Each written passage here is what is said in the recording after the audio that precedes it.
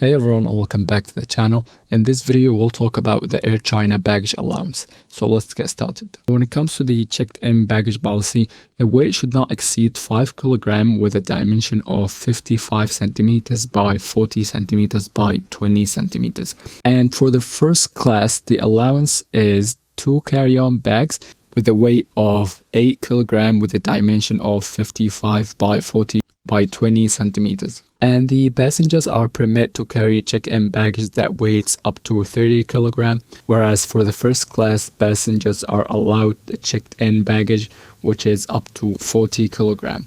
And the check-in baggage for the infants is 10 kg.